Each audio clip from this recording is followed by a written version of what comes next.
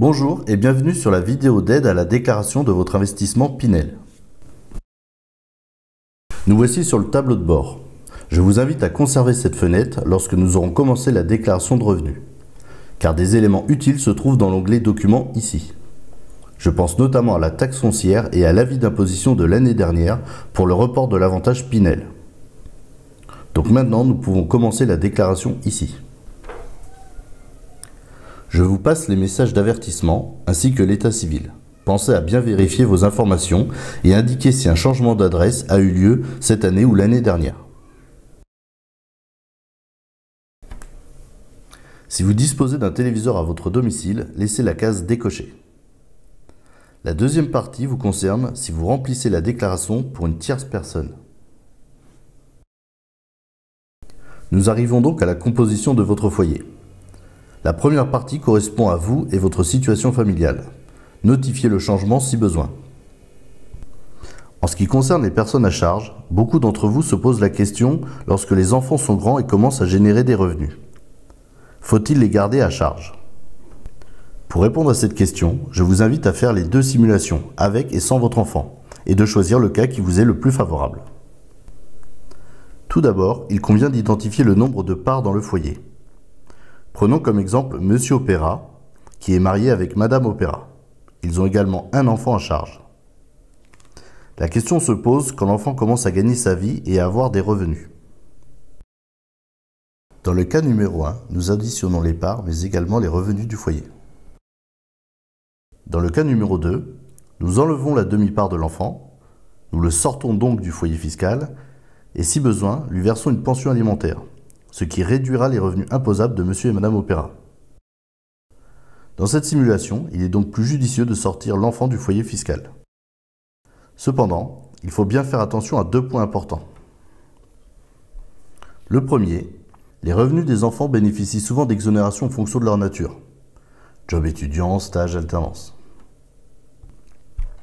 Deuxièmement, la pension alimentaire est variable en fonction de votre situation, si l'enfant est mineur ou majeur, et s'il vit à votre domicile ou non. De plus, votre enfant devra déclarer les sommes perçues.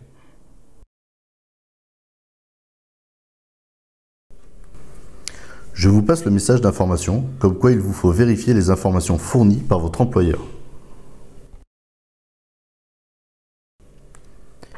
Si vous avez fait l'acquisition d'un bien immobilier avec la loi Pinel, peu importe l'année, mais que le bien a été achevé l'année dernière, pensez à cocher la case de la déclaration d'engagement de location, le formulaire 2044 EB. Et également, si elle n'est pas cochée, la 2044, déclaration de revenus fonciers. Vérifiez bien que les revenus fonciers sont également cochés ici.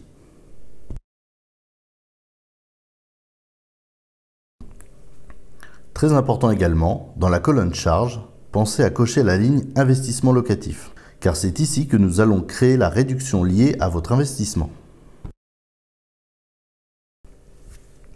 Nous arrivons donc sur la page des résultats de votre investissement foncier. Afin d'obtenir ces résultats, il nous faut d'abord entrer les informations détaillées dans la 2044 qui se trouve ici. En préambule, inscrivez le nombre de biens immobiliers à déclarer. Dans la partie du haut, nous devons remplir les éléments demandés. Adresse, date d'acquisition du bien, nom du locataire, etc. Nous arrivons maintenant au corps de la 2044. Si vous avez un gestionnaire, un document pré-rempli a dû vous être envoyé. Ce document étant rédigé avec les informations en leur possession, vérifiez bien la ligne 227. Il s'agit de la taxe foncière. Il se peut que vous ne leur ayez pas transmise. Si c'est le cas, retournez sur le tableau de bord dans l'onglet Documents et allez récupérer cette taxe foncière. N'oubliez pas de la transmettre au gestionnaire afin qu'il récupère auprès du locataire la taxe d'enlèvement d'ordures ménagères. Il vous faudra également remplir toutes les informations en lien avec votre prêt bancaire en ligne 250. Pour ceux qui n'auraient pas ces informations, voici en détail ce qu'il faut renseigner. Dans la partie revenus, il s'agit généralement de vos loyers bruts perçus. Renseignez le montant en ligne 211. Le total viendra apparaître en ligne 215. Passons maintenant aux frais et charges. En ligne 221, renseignez les frais lié à la gestion. Il s'agit de toutes les rémunérations versées à un tiers pour la bonne gestion de votre bien. En ligne 222, mettez 20 € par local. Local étant ici considéré comme un bien immobilier. En ligne 223, il s'agit des assurances, notamment de la P&O, propriétaire non occupant, et celles liées au risque d'impayé de loyer. En ligne 224, vous devez renseigner le total des travaux effectués pour réparer, entretenir ou améliorer votre bien. Une fois le montant rempli, cliquez sur Détail pour ventiler le prix, c'est-à-dire identifier l'ensemble des travaux. Pensez également à y inclure la cuisine si elle a été posée après la livraison de votre bien. Sauf cas particulier, allez maintenant en ligne 227. Vous devez renseigner la taxe foncière. Pensez bien à déduire la taxe d'enlèvement d'ordures ménagères si elle a été payée par le locataire. N'oubliez pas que votre taxe foncière se trouve dans votre tableau de bord à l'onglet Documents. L'ensemble de vos charges devrait se retrouver additionné en ligne 240. Maintenant que nous avons trouvé nos gains et nos charges, il ne nous reste plus qu'à notifier nos intérêts d'emprunt. Le nom est générique car cette ligne ne comporte pas que les intérêts d'emprunt, mais également les assurances du prêt, les ADI, les frais bancaires, hypothèques, garanties, mais nous pouvons aussi y rajouter les frais de dossier ou les frais de courtage. Comme pour les travaux, une fois le montant identifié, il faudra cliquer sur Détail pour ventiler le montant, c'est-à-dire bien détailler chaque poste de dépense. Une fois ce bien déclaré, vous pouvez cliquer sur Suivant. À la fin de cette opération, vous retrouverez les tableaux pour les travaux et les intérêts d'emprunt afin de bien revérifier les montants et détails. La dernière page synthétise l'ensemble des données rentrées et les 3 colonnes indiquent votre potentielle réserve. La réserve mentionne les sommes que vous pourrez déduire de vos prochains bénéfices fonciers, c'est-à-dire lorsque le résultat de la 2044 sera positif. Cette page vous concerne surtout si vous avez cédé un bien immobilier déclaré les années précédentes. Nous avons atteint la dernière page de notre 2044. Si ce n'est pas fait, pensez à cliquer sur Report afin que l'ensemble des résultats soient reportés dans la 2042, c'est-à-dire la déclaration générale. Nous revoici donc sur la 2042. Vous pouvez y voir l'ensemble des résultats de votre 2044. Afin de bien comprendre les résultats de la déclaration de revenus fonciers, nous allons voir comment interpréter ces résultats. Je vous place sur la partie gauche le formulaire tel que vous le trouverez sur la déclaration de revenus fonciers. Et sur la partie droite, la synthèse qui va schématiser le formulaire. Dans les deux cas, nous y retrouverons les loyers, les charges et les intérêts d'emprunt. La première règle à respecter est que les intérêts d'emprunt ne peuvent pas dépasser les loyers, c'est-à-dire qu'ils peuvent effacer les loyers, mais ils ne peuvent pas créer de déficit. La somme dépassant les loyers ira donc en réserve. Prenons un exemple. Nous avons perçu des loyers pour 5 000 €. Nous avons eu un ensemble de charges pour 2 600 €. Et nous avons 6 000 € d'intérêts d'emprunt. Si j'applique la première règle, les intérêts d'emprunt effacent les loyers et les 1 000 € restants vont en réserve. Nous pouvons donc appliquer les charges à hauteur de 2 600 €. Nous avons donc un résultat négatif, ce qu'on appelle du déficit foncier, à hauteur de 2 600 €.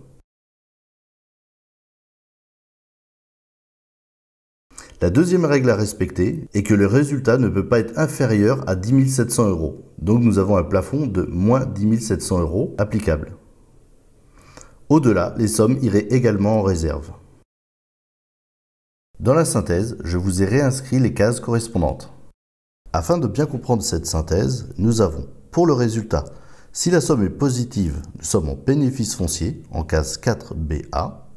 Si elle est négative, nous sommes en déficit foncier, en case 4BC. La réserve créée cette année est valable 10 ans, en case 4BB. Et la réserve accumulée ces dernières années et non encore utilisée, en case 4BD. Nous voici dans la partie charge de la 2042. Et cette page s'affiche parce que nous avons coché investissement locatif lors du choix de nos annexes. Il nous faut choisir la bonne option. Dans notre exemple, nous allons prendre la loi Pinel. Et afin de vous montrer les deux cas de figure, je vais cocher plusieurs investissements. Évidemment, je vous laisse cocher le choix qui vous correspond. S'il s'agit d'une première déclaration, c'est-à-dire que votre bien a été achevé l'année dernière, cochez la première ligne. S'il ne s'agit pas de la première année, cochez la deuxième. Pour trouver la bonne case, il faut bien comprendre les deux termes de l'administration fiscale. Il faut comprendre par réaliser le moment où le bien a été acté chez le notaire. Et le terme achevé qui correspond à la DAT, la date d'achèvement des travaux. Ici, il s'agit de la partie où vous déclarez votre investissement Pinel pour la première fois. Deux points importants. Trouver la bonne case et y inscrire le bon montant.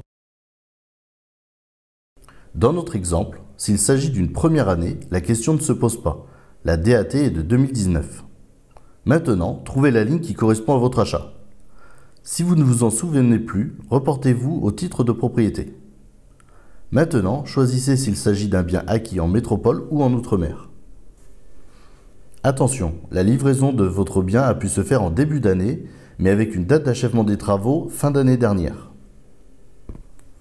Vous avez maintenant le choix entre deux options, 6 ans ou 9 ans. Sachant que si vous optez pour 6 ans, vous pourrez prolonger le texte de loi 2 fois 3 ans, pour atteindre les 12 ans.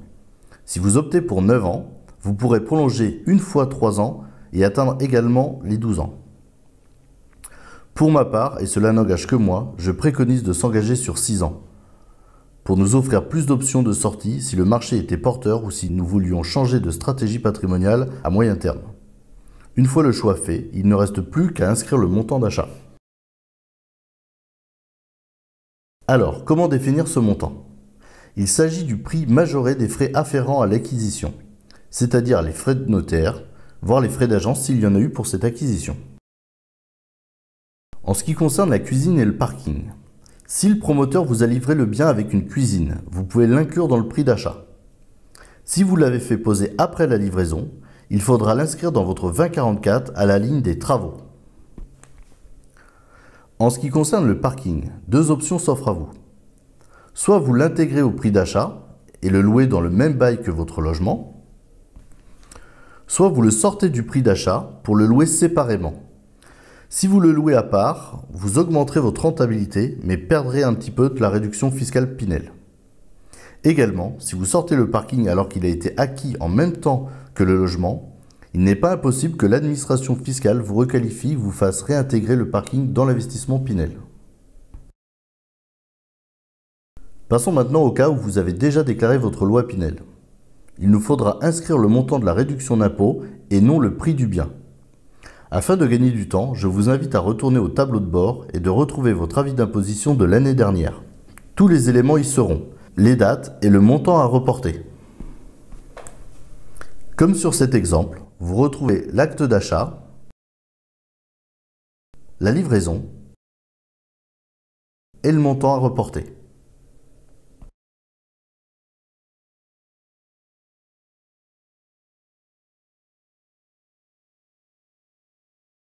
Lorsque vous arriverez vers la fin de votre déclaration, à cette page par exemple, il vous restera à remplir la 2044 EB, qui est l'engagement de location.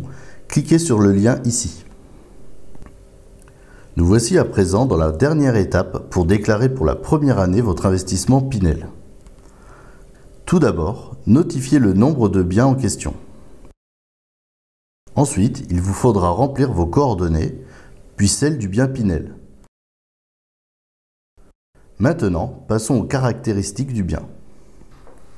Premièrement, renseignez la surface à prendre en compte. Pour cet investissement, il s'agit de la surface habitable, plus la moitié des annexes plafonnées à 8 mètres carrés.